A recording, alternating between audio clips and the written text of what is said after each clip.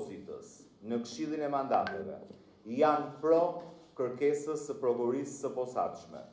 pro drejtësisë, pro barazisë përpara ligjit. Prokuria ka dokumentuar në mira faqe prova se bashkëpunëtorja Edi Ramës, ish zëvendës kryeministra dhe ish ministra Belinda Balluku, ka abuzuar me detyrën në mënyrë korruptive, ka paracaktuar deri në këtë moment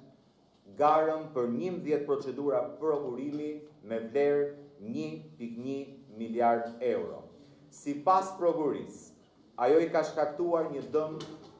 të konsiderueshëm financiar shtetit shqiptar dhe rrezikon në maksimum deri në 35 vite burg. Po sipas prokurorisë, gjatë këtyre muajve, ajo po prish provat dhe po kërcënon dëshmitarët përmes grupeve kriminale dhe përmes vartësve të saj. Mirë po gjithë janë dëshmitarë se Edi Rama ka vendosur të pengojë drejtësinë dhe të mbrojë korrupsionin e vetë dhe të Belinda Ballukut. Arsyeja e kësaj mbrojtje është e thjeshtë, ai është vetë i përfshirë në këtë aferë, ai është peng i Belinda Ballukut, sepse është autori i ngritjes sistemit korruptiv që po vret ekonominë, tregun e lirë, që po varfëron shqiptarët dhe po i detyron largohen nga Shqipëria. Kjo sjellje e Edi Ramës është antikushtetuese, është rënim i shtetit ligjor, është goditja më e rëndë ndaj reformës në drejtësi dhe pritshmërisë së qytetarëve për barazi përpara ligjit dhe fundit të epokës së pandëshkueshmërisë. Të dashur bashkëqytetarë, Kuvendi i Shqipërisë në datën 16/12/2025 është zhvënë në lëvizje nga Prokuria e Posaçme kundër korrupsionit, e cila me shkresën 43/019 protokoll, datë 16/12/2025, ka kërkuar nga Kuvendi dhënien e autorizimit për arrestimin, heqjen e lirisë nëpërmjet zëvendësimit të masës sigurisë për zonjën Belinda Balluku, e cila ushtronte funksionin e deputetit dhe aso kohë edhe të ministrit dhe të zëvendës kryeministrit. Kjo kërkesë e prokurisë shoqërohet nga një relacion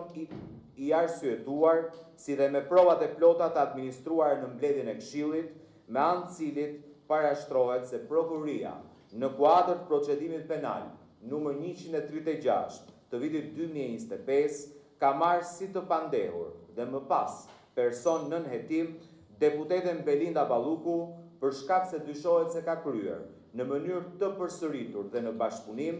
11 herë veprën penale shkelje e barazisë së pjesëmarrësve në tendera dhe në ankande publike. Kërkesa që bazohet në nenin 73, 95, 103 të Kushtetutës, nene 260, 288 dhe 289 të Kodit Procedurës Penale, si dhe neneve 13 dhe 118 të rregullores Kuvendit, është marrë në shqyrtim nga Këshilli për Rregullore, Mandatet dhe Imunitetet në mbledhjet e datave 19 dhjetor 2025 dhe 23 shkurt 2026. Në përfundim të shqyrtimit nga Këshilli,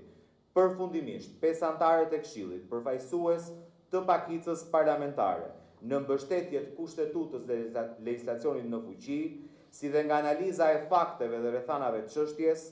rekomandojnë që deputetët në seancë plenare të Kuvendit të Shqipërisë të votojnë pro për miratimin e kërkesës prokurisë posaçme, duke vendosur dhënien e autorizimit nga Kuvendi i Shqipërisë për arrestimin, heqjen e lirisë nëpërmjet zëvendësimit masës sigurimit nga ajo e ndalimit daljes jashtë shtetit, e parashikuar nga neni 233 i Kodit Procedurës Penale dhe pezullimit të ushtrimit një detyre a shërbimi publik, parashikuar nga neni 242 i Kodit Procedurës Penale në atë të arrestit në burg ose në shtëpi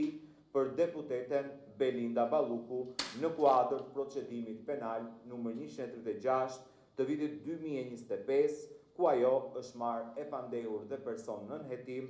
për kryerjen disa herë deri në këtë moment 11 herë të veprës penale shkelje e barazisë së pjesëmarrësve në tendera apo ankande publike. Në miratimin e këtij rekomandimi, ne, deputetët e opozitës, mbajmë konsiderat sa më poshtë Sipas jurisprudencës gjykatës kushtetuese, pika 2 e nenit 73 synon të mbroj veprimtarinë e vetë kuvendit, jo të deputetit të veçantë, për aq sa ajo mund të cënohet si rezultat i procedimeve penale me sfond politik ndaj deputetëve të veçantë.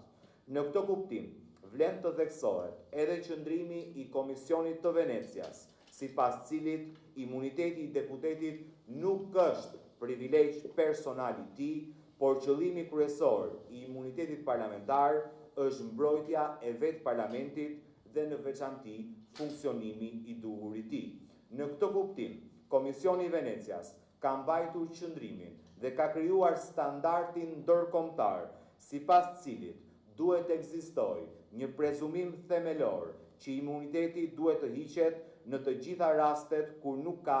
arsye për dyshuar se akuzat ndaj deputetit përkatës janë të motivuara politikisht dhe se paprekshmëria e tij duhet të zbatohet vetëm në rastet ku ka arsye për të dyshuar se në vendimin për ndjekjen penale të deputetit ka element partijako-politik. Për këtë arsye, ushtrimi i përgjegjësisë kushtetuese nga ana e kuvendit për të dhënë autorizimin me të cilin zyrtari publik zhvishet nga paprekshmëria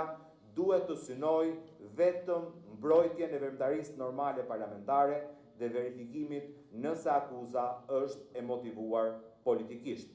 Ndryshimet kushtetuese të vitit 2012 që u frymëzuan nga nevoja për të intensifikuar luftën kundër pandëshkueshmërisë së zyrtarëve të lartë shtetëror, reformuan thelbësisht konceptin e imunitetit parlamentar.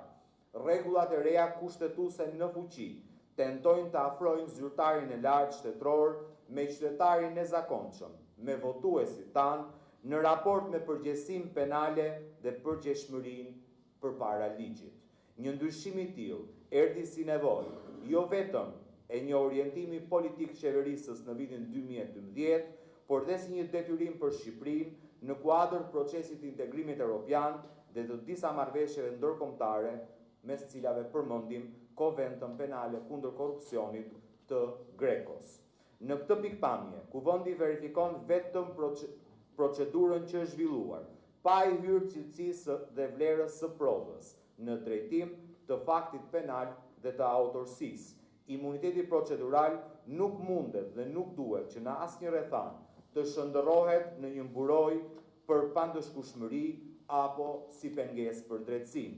Nëse pranohet e kundërta, atëherë çdo akt i prodhuar është absolutisht i pavlefshëm, sepse në mënyrë të dukshme Kuvendi tejkalon kompetencat e tij dhe merr kompetencë për ushtrimin e paligjshëm të ndjekjes penale, pra uzurpon kompetencat e gjyqësorit. Nëse Kuvendi shqyrton nevojën ose jo të kryes një veprimi konkret hetimor nga ana e organeve të drejtësisë, atëherë demokracia përballet me një rrezik flagrant